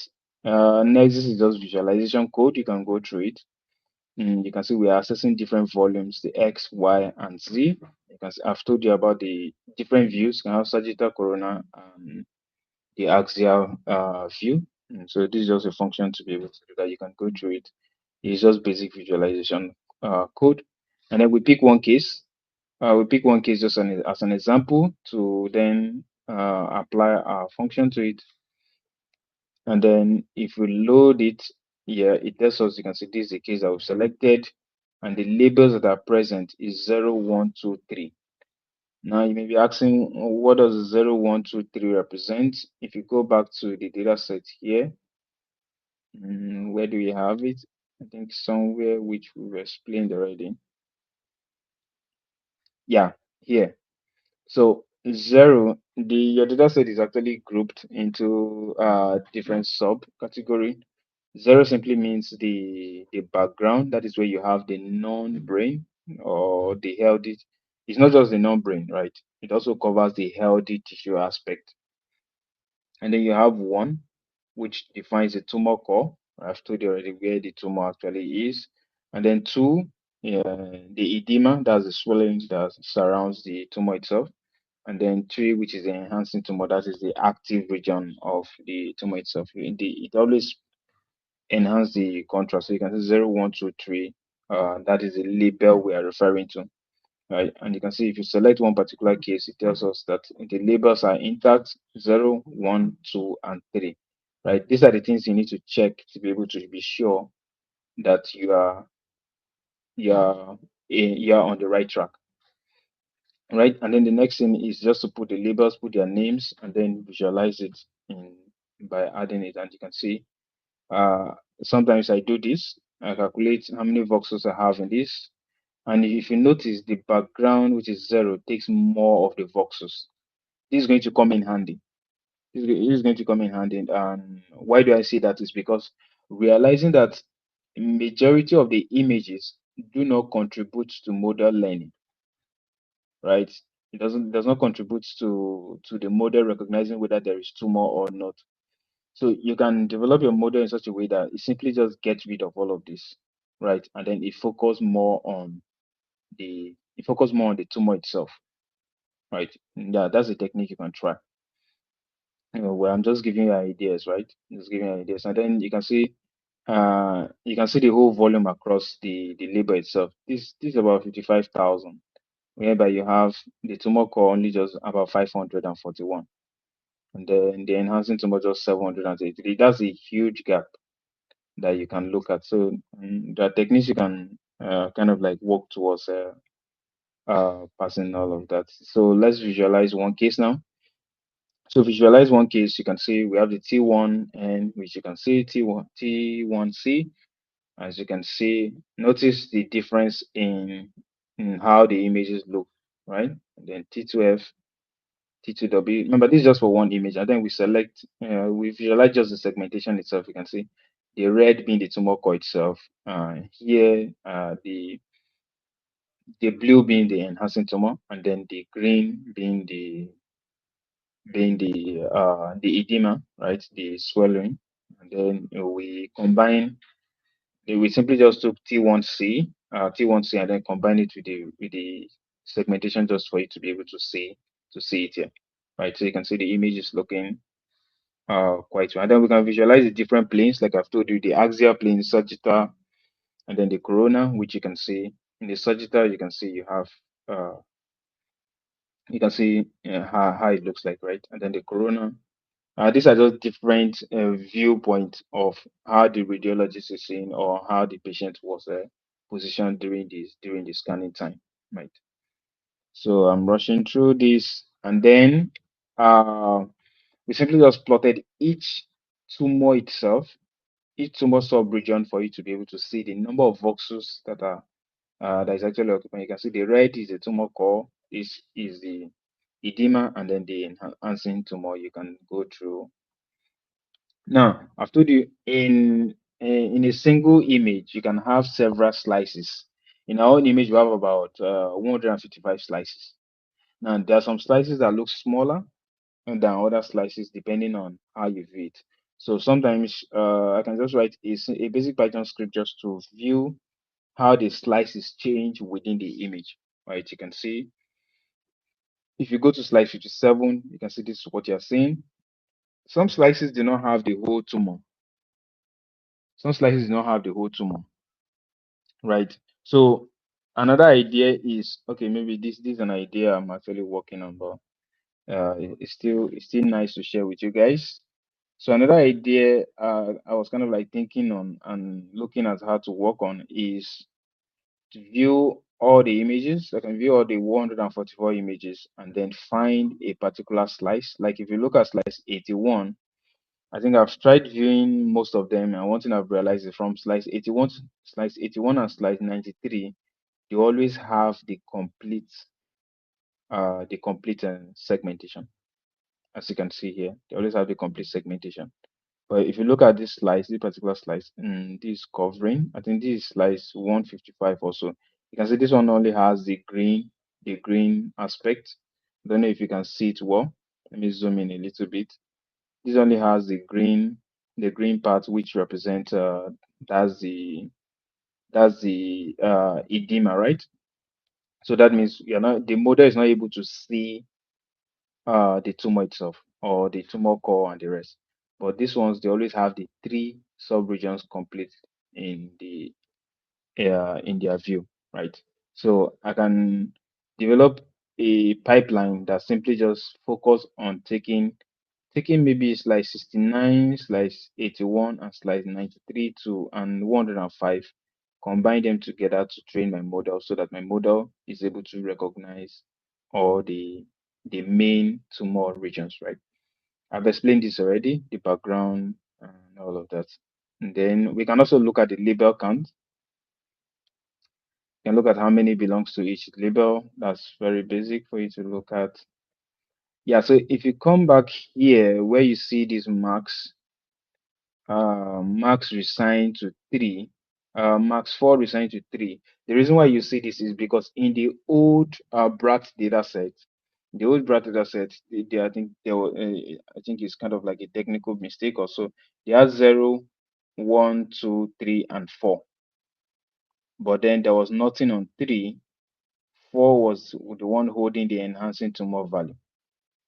But in the updated data sets, in the updated, I think this was trained using the BRAT-23 data set. That's why you see the max equals to value reassigned to 3. But the current data set that you download now, which was updated with 2024, you don't have that problem anymore, right? So there is no 4. So you don't need to reassign 4. That is why we checked. And that is why it's good for you to write a Python script to be able to check. And you can see if you check, you only have 0, 1, 2, 3 in all the data sets, right? There is no 4 anymore. So you don't need to reassign 4. So I think if you do that, I think it should just give you an error that there is no 4. And so if you see that, know that that's the reason that the data set is now clean. There is no 4 in the data set. And then once we are done with that, the next thing is sometimes I just put this here just for you to be able to see. It's trying to look if there's any label 4 anywhere in the data set, right? So that when you see this, and then, but if you download the old data set, you're always going to need to do this. So have that in mind. And you can see it checks all the cases. You can see 0 is complete 95 data set. 1 is complete.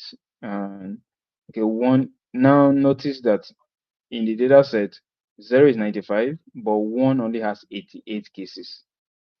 Now that's something you can see. If you didn't check this, you simply just start training your model without realizing that there are some cases that are missing some values, right? So because I think this is about 95 minus 88, that's about seven cases missing, right? From 1, and then 2 is still 95, and 3 is still 95, right? But then there is no label 4 anywhere. I deliberately put this just for you to see why we are not doing that anymore. So we can then go ahead and load. And then now that we know that there are 7 cases that were missing, now we can then process our data set. The processing that you see here, where is it? Yeah, the processing that you see here is what we are doing, the min max. So I've explained to you why we are doing the min max, because if you check the min max of those values for each cases, you notice that it is different for each particular case. And here's an example. You can see the mean value is minus 3, and the max value is about 12,000, depending on. So what we do, we scale it to give it a particular range. So just put it between 0 and 1 to make it unique, so that our model can be able to learn good representation instead of just guessing.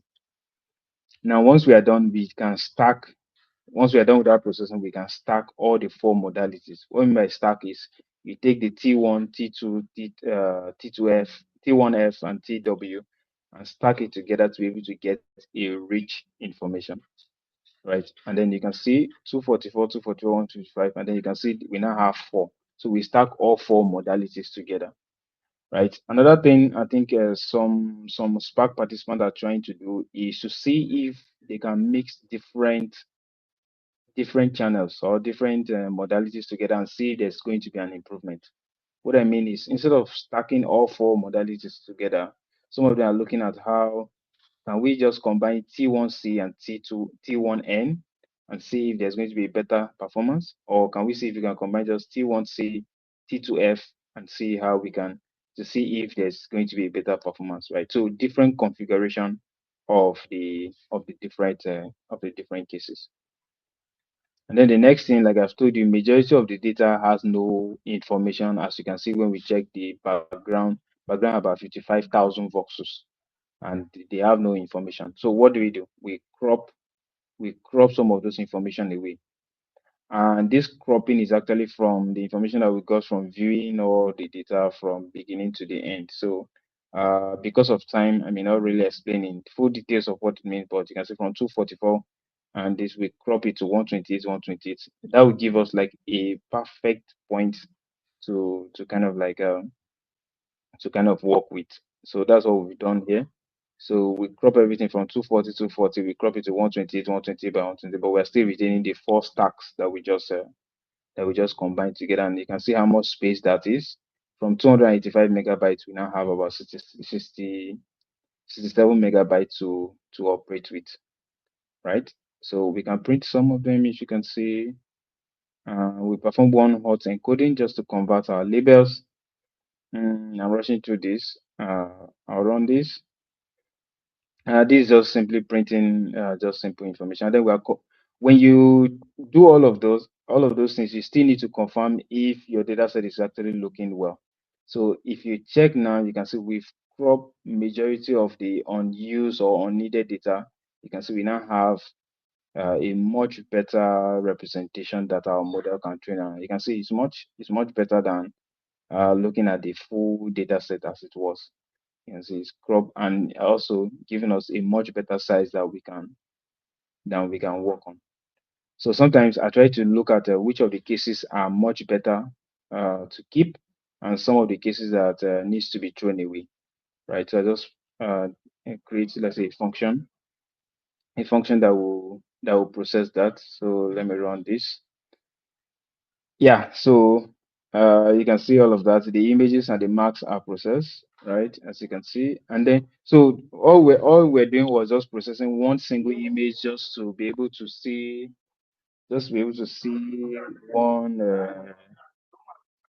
one image. We're just processing one image, right? So now we process the whole image. Now we process the entire image because all we're doing is just on one particular case. So this function is just to process the entire image, and then you can also see the summary. And then what it does is a function that goes through.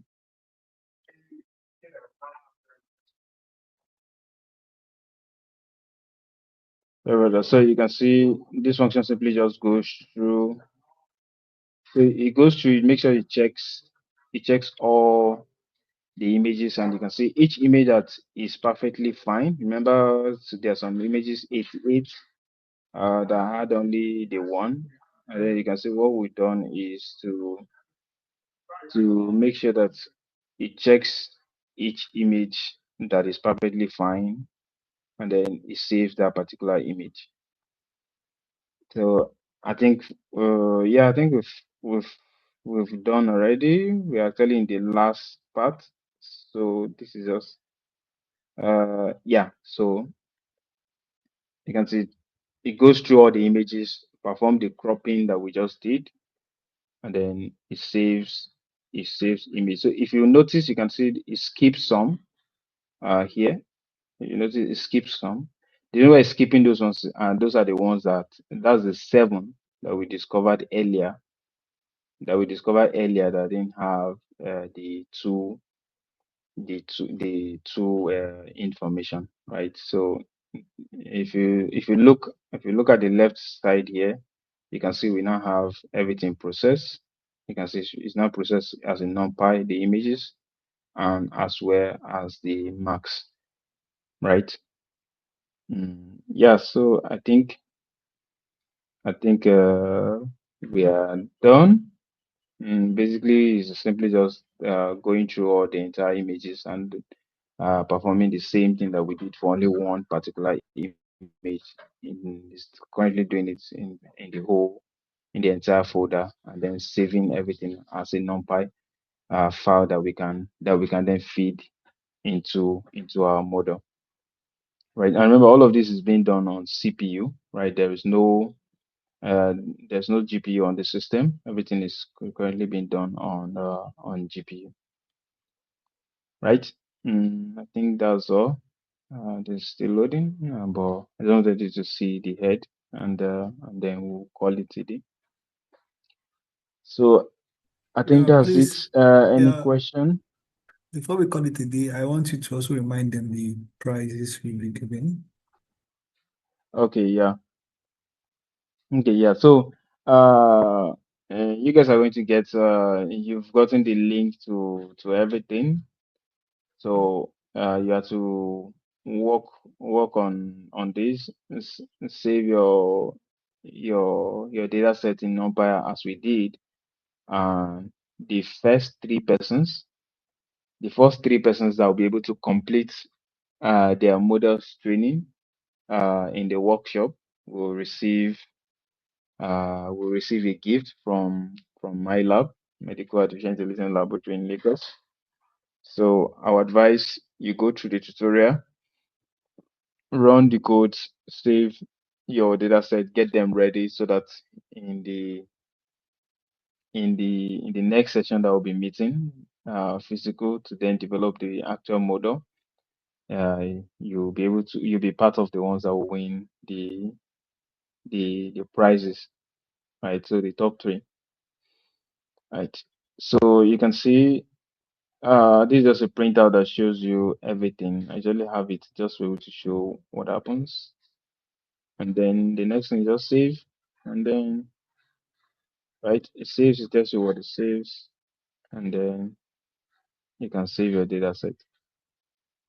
The last part is simply just splitting it into training and splitting. So you can just save it into train and then split and validation. Right? So any question? Any question from anyone?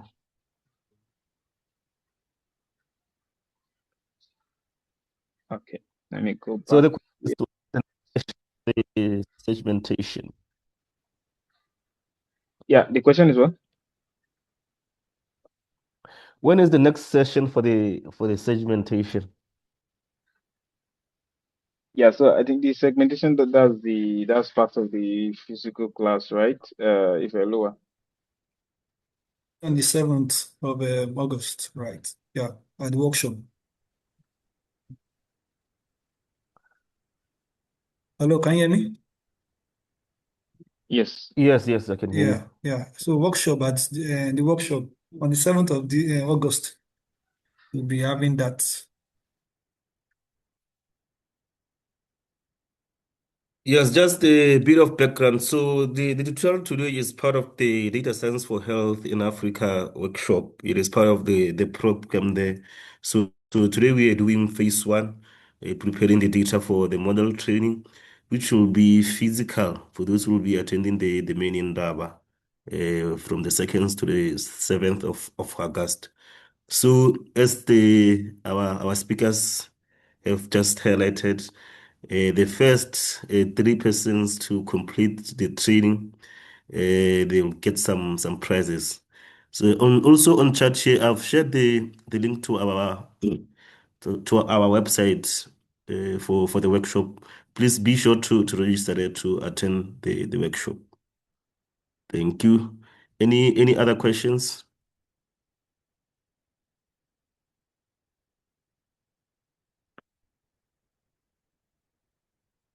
In case of no questions, just take this moment to thank you for being with us through the challenges, through this extended time, and also thank you to our speakers.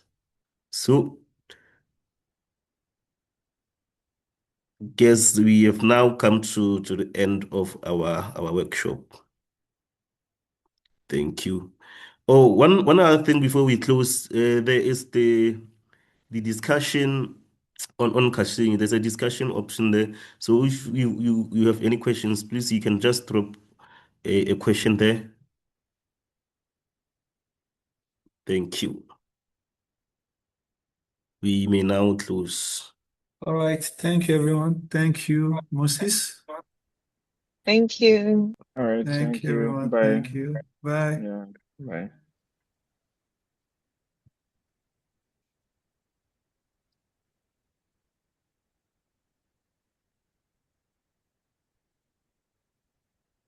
All right. The terrorist there? Yes, I'm still here. Okay. You can, So,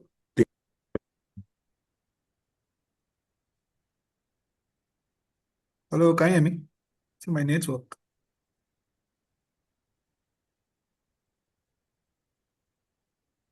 Hello, Moses. Well done. Can you hear me, Moses?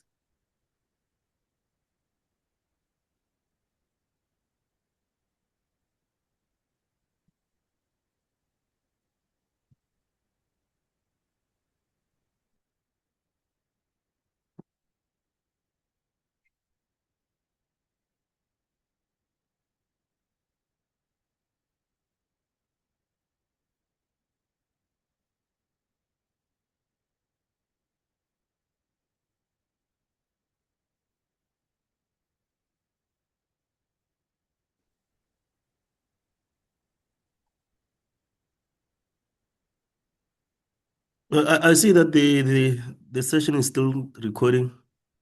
Oh, sorry. Let me stop that.